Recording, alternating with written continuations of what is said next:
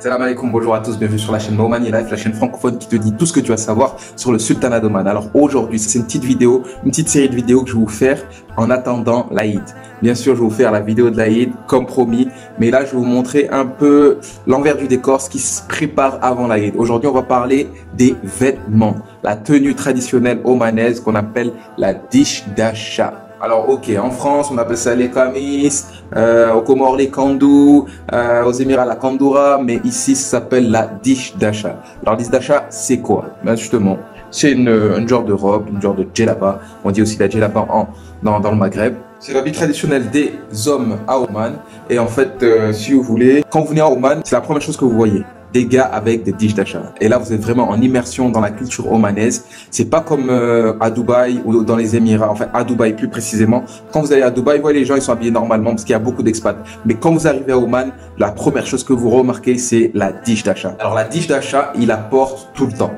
C'est-à-dire que pour le travail, l'Omanais est obligé de porter une dish dasha. En fait, c'est panoun, comme il dit, c'est dans la loi. Et je trouve que c'est assez une bonne chose. En fait, ça garde la culture, ça garde la tradition en place. Et après le week-end, généralement, eh ben, ils s'habillent comme ils veulent. Quand ils rentrent chez eux, ils s'habillent comme ils veulent après. Mais généralement, ils gardent leur dish dasha tout le temps. Alors, si vous voulez, moi, je suis fan. Pourquoi?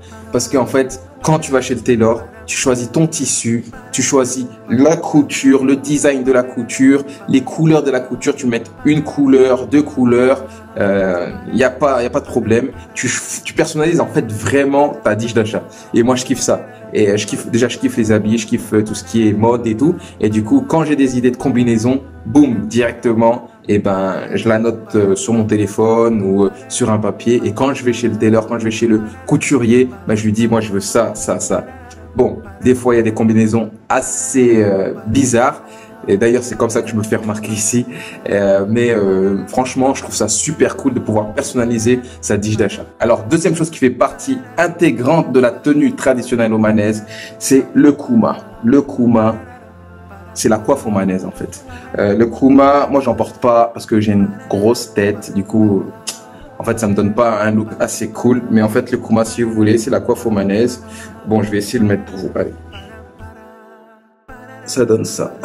Ça donne ça. Ça donne ça, là, ça fait comme ça. Il y en a qui font des styles de fou et tout. Franchement, ça passe trop bien. Moi, voilà. Moi, je trouve que ça me passe pas bien. Qu'est-ce que vous en pensez? Hein? Je sais pas.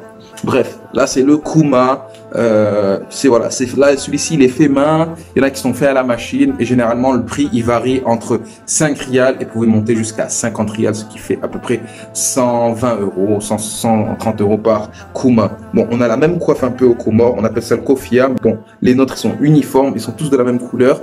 Et voilà, comme les Omanais, en fait, c'est un peu nos cousins. On a à peu près la même tenue. Le kouma, généralement, est assorti avec la couleur de la dish dasha. Et en fait, voilà, ça se présente comme ça. C'est une coiffe qui est, voilà, brodée.